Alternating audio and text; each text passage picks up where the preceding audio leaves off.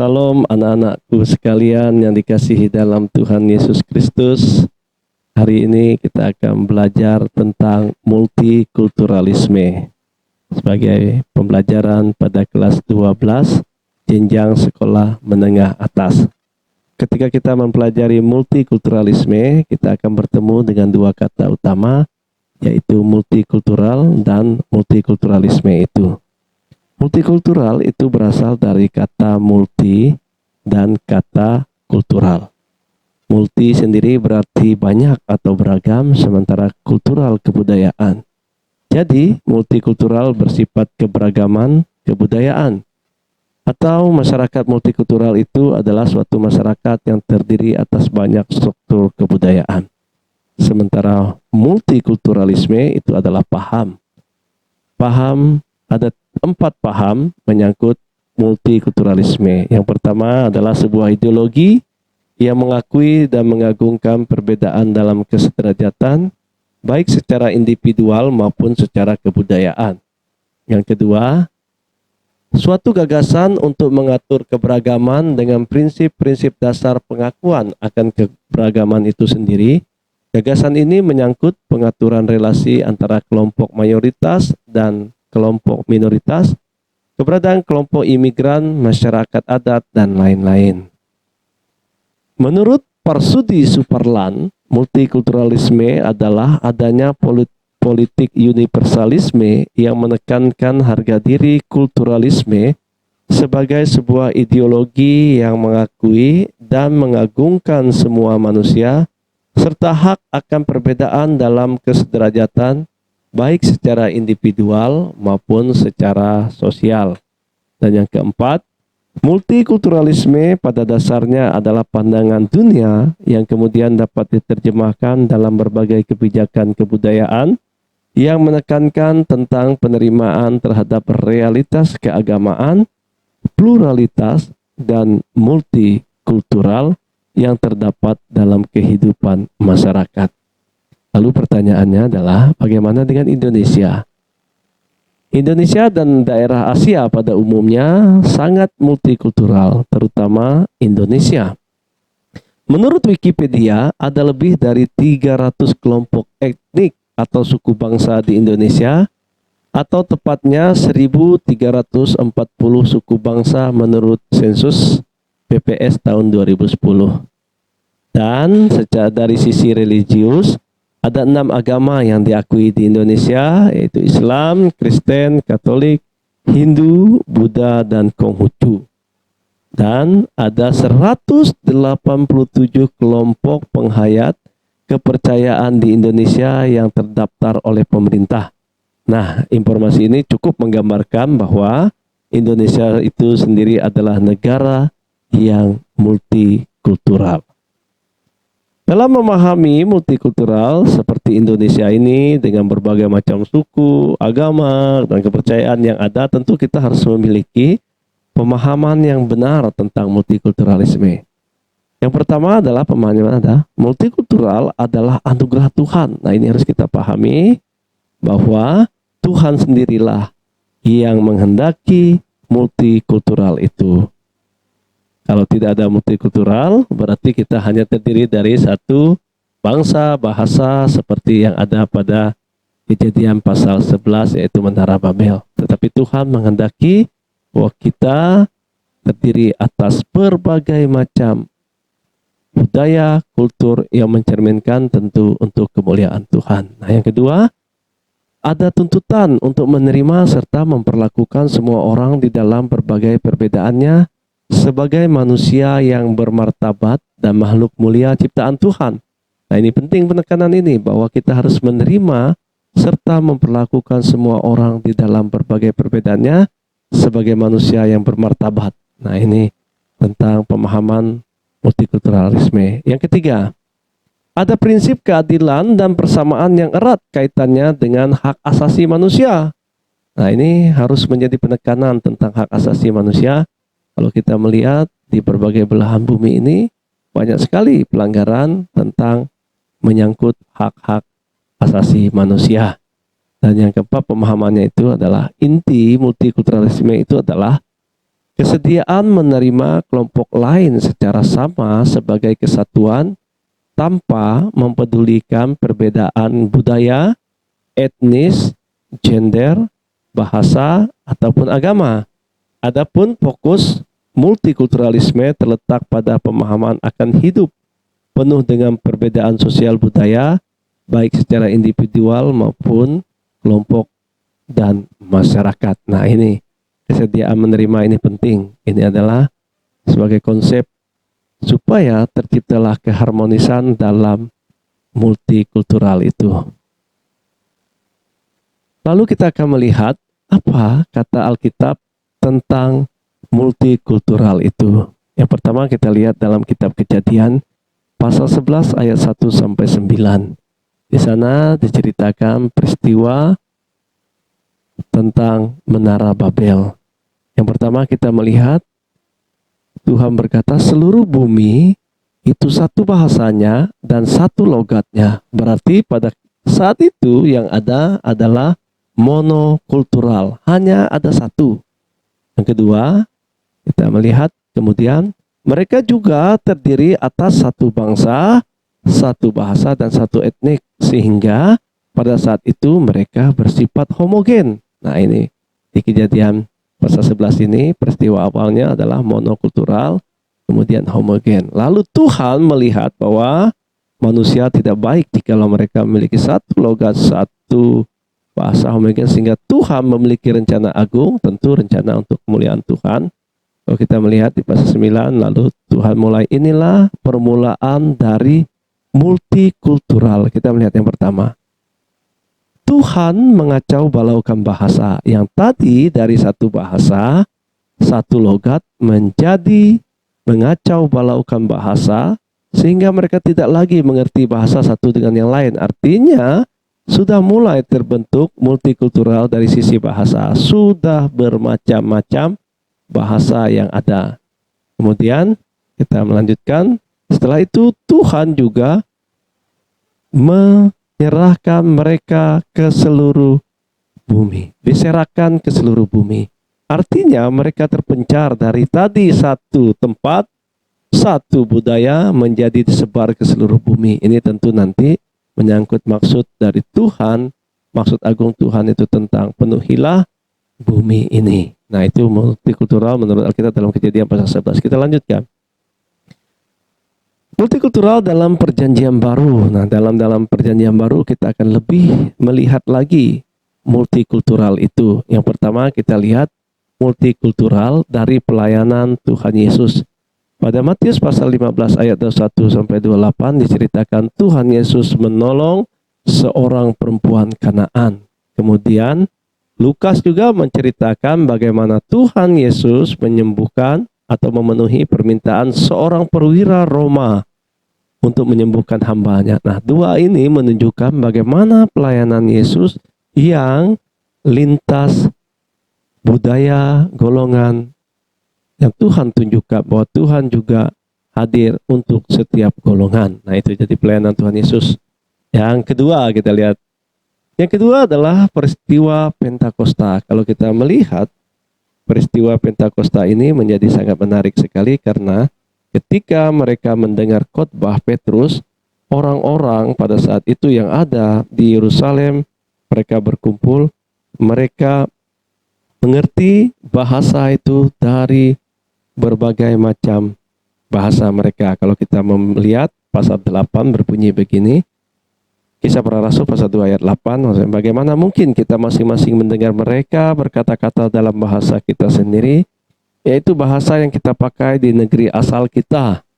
Kita orang Partia, Media, Elam, penduduk Mesopotamia, Yudea dan Kapadokia, Pontus dan Asia, Frigia dan Pamfilia, Mesir dan daerah-daerah Libya yang berdekatan dengan Kirene.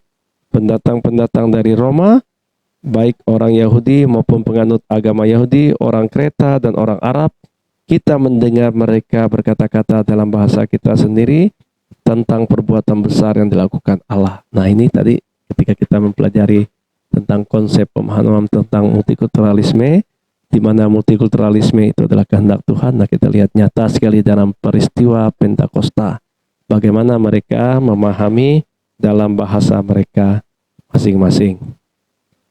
Kemudian kita lihat di 1 Korintus pasalnya yang ke-11.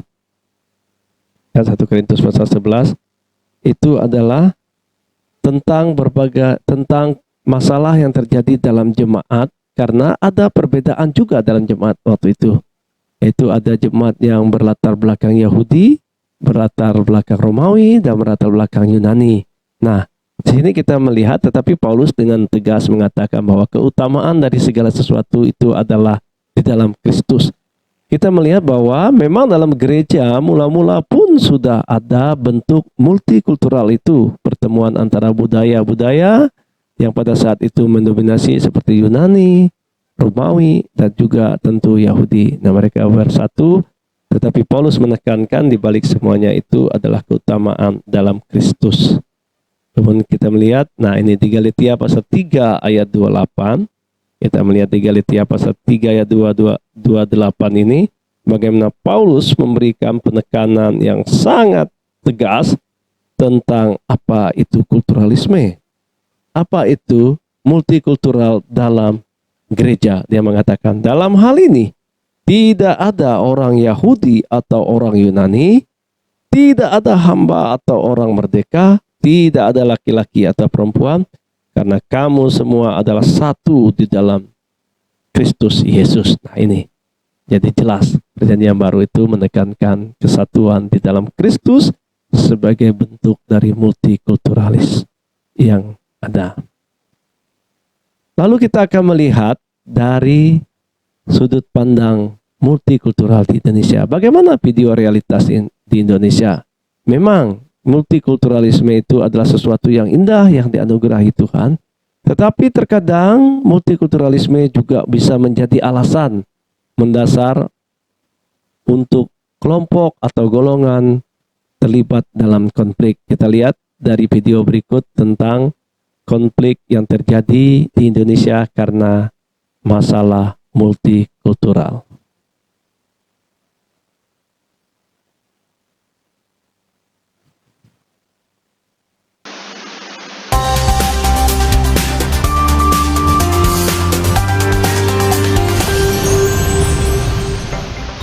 Kerusuhan yang berbau sara terjadi lagi di Indonesia. Satu gereja di Desa Sukamakmur, Gunung Muria, Aceh Singkil dilaporkan dibakar massa pada 13 Oktober 2015. Isu sara di Indonesia memang sangat sensitif, terbukti dengan seringnya terjadi konflik berlatar belakang agama selama 4 tahun terakhir. Berikut rangkuman Tempo Channel mengenai konflik yang berbau sara di Indonesia dalam kurun waktu 4 tahun.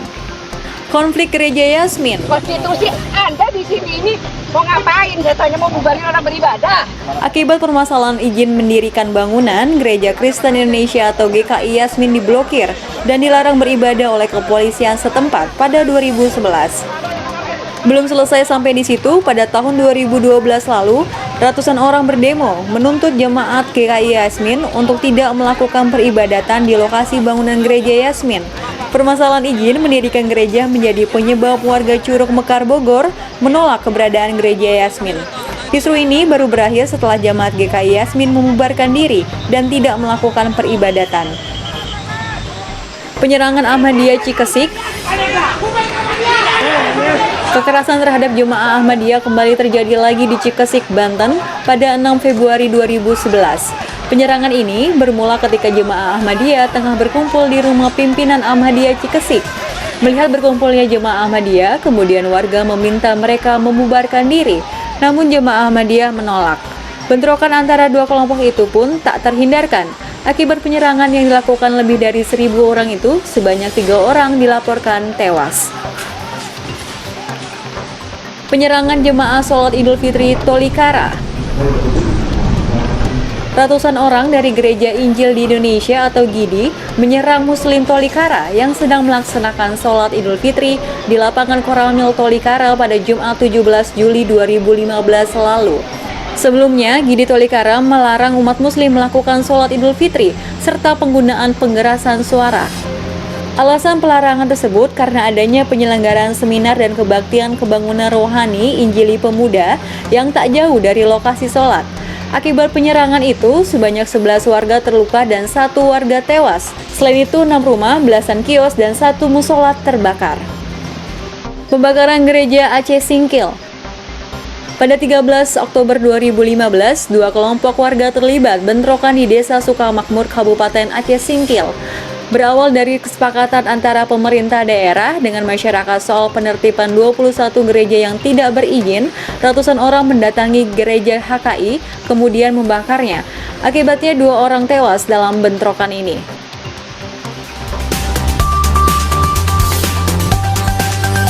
Ya, dari video ini kita bisa melihat bagaimana konflik-konflik yang terjadi karena multikulturalisme. Nah, video tersebut memang menampilkan beberapa tindakan yang bersifat anarkis, tapi melalui ini bagi anak-anak semua ini adalah hanya untuk kita pembelajaran. Ini tidak baik sama sekali ditiru karena ini tidak mencerminkan nilai kekristenan. Lalu bagaimana tantangan dalam mewujudkan multikulturalisme? Kita tadi sudah melihat di pemutaran video bagaimana beberapa kejadian karena faktor multikulturalisme yang terjadi karena perbedaan keyakinan, karena perbedaan paham, bahkan perbedaan karena konflik, karena budaya. Nah, kita melihat tantangan apa sebenarnya yang terjadi dalam mewujudkan multikultural itu. Yang pertama adalah primordialisme. Primordialisme itu adalah perasaan kesukuan yang berlebihan.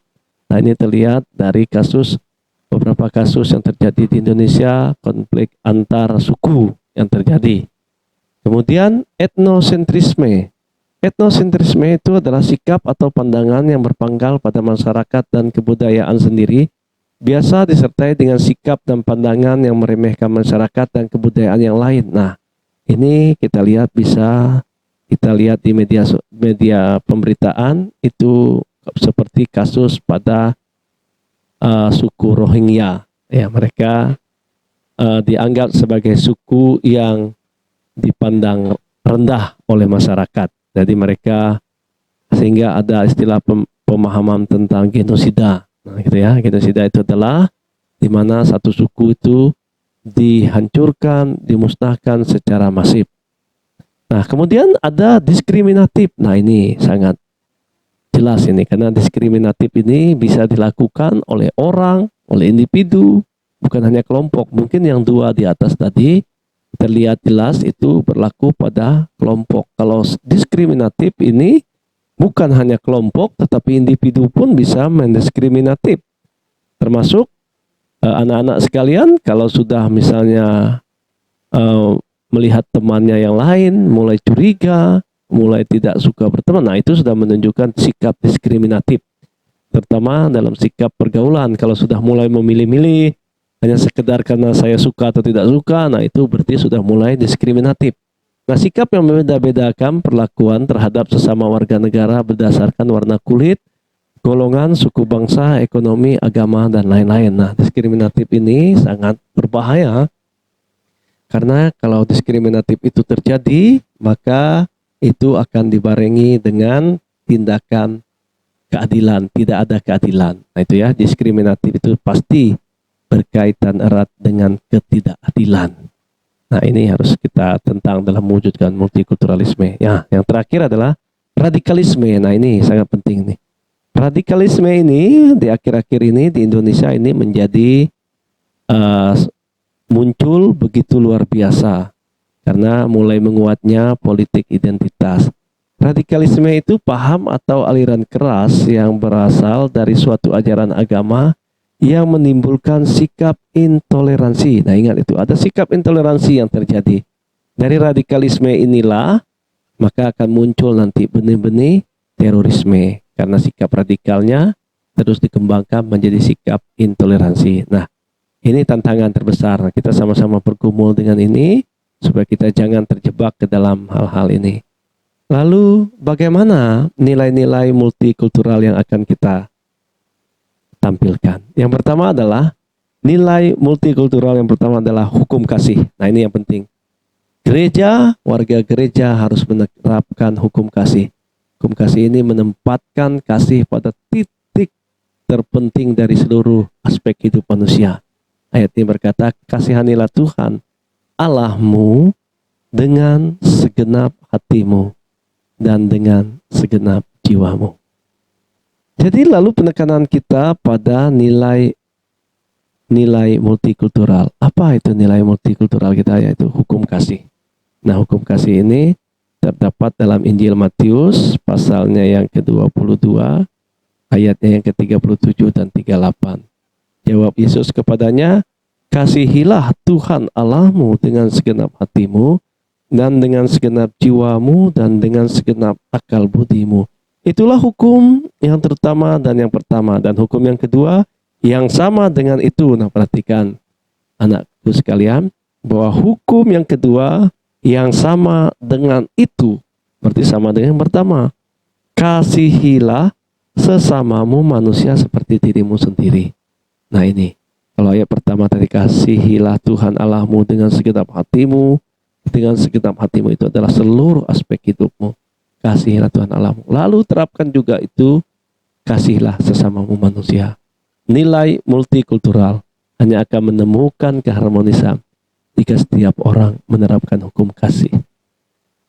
Yang kedua adalah kesetaraan. Nah, tadi kita sudah membaca pada Galatia 3 ayat 28.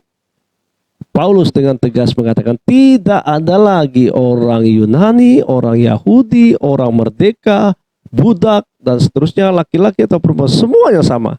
Ada kesetaraan di dalam Tuhan Yesus Kristus. Kesetaraan yang dimaksud adalah kita sama-sama ciptaan Tuhan yang mulia. Jadi tidak ada lagi perbedaannya. Nah, kesetaraan ini penting karena ini nanti menyangkut bagaimana sikap kita dengan orang lain. Sama dengan hukum kasih, itu menyangkut bagaimana kita memperlakukan orang lain. Berarti hukum kasih juga menyangkut dengan hak asasi manusia. Yang ketiga, yang terakhir, ya, kita melihat dari pelayanan Tuhan Yesus. Bagaimana Tuhan Yesus dalam Matius pasal 15 sudah kita baca tadi, dia menyembuhkan seorang perempuan dari Kanaan yang bukan dari bangsa Yahudi. Dan bagaimana juga Matius, dalam Injil Matius diceritakan bagaimana Tuhan menyembuhkan perwira hamba dari seorang perwira Romawi. Nah, nilai multikultural yang harus ditanamkan adalah pelayanan yang holistik, tidak bersifat eksklusif, tidak bersifat hanya diri sendiri, tetapi inklusif, merangkul orang lain. Siapapun dia, tidak boleh memandang golongan dan seterusnya. Seperti Tuhan Yesus menyampaikan ketika perumpamaan tentang orang Samaria yang baik hati. Dia menolong orang yang bukan, bahkan dia tidak tahu dari mana asalnya, tetapi dia menolongnya. Nah, itu prinsipnya pelayanan holistik. Gereja harus melakukan pelayanan holistik sebagai bentuk dari nilai-nilai multikultural. Nah, kita mungkin berpikir, ya gereja atau orang Kristen itu minoritas di Indonesia, sehingga kita yang sering menjadi kerojahan, itu pemikiran salah. Bisa saja itu terjadi. Kita tidak melakukan pelayanan holistik, itu sudah menunjukkan bahwa kita tidak menjalankan nilai-nilai multikultural. Jadi ingat, hukum kasih, kesetaraan, pelayanan holistik itu adalah nilai-nilai multikultural yang harus kita tanamkan untuk menjaga keharmonisan di Indonesia. Lalu bagaimana sikap gereja terhadap multikultural itu? Yang pertama adalah gereja harus menerima dan menghargai semua orang tanpa memandang berbagai perbedaan yang ada. Nah, tadi sudah disampaikan bahwa gereja mula-mula saja terdiri dari berbagai macam orang yang hadir dengan latar belakang yang berbeda. Nah, gereja harus menerima itu. Yang kedua adalah gereja menolong sesama serta menunjukkan solidaritas tanpa memandang latar belakang perbedaan.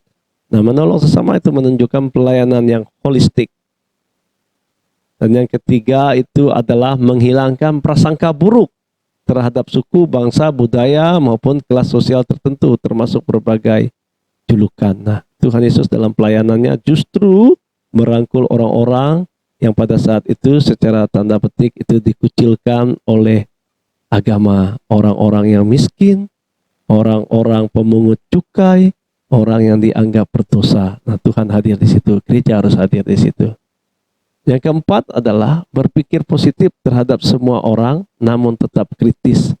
Artinya harus memiliki kemampuan menyaring berbagai perbedaan yang ada, sehingga tidak kehilangan identitas. Nah, ini yang disebut dengan inklusif. Kita bersahabat dengan orang lain, tetapi kita tidak kehilangan identitas kita sebagai seorang yang percaya. Dan yang terakhir adalah menjadikan hukum kasih sebagai landasan dalam bergaul dengan sesama. Nah, demikianlah materi kita tentang multikulturalisme. Tuhan Yesus menyertai kita, memberi hikmat bagi kita untuk tetap maju di dalam Tuhan. Amin.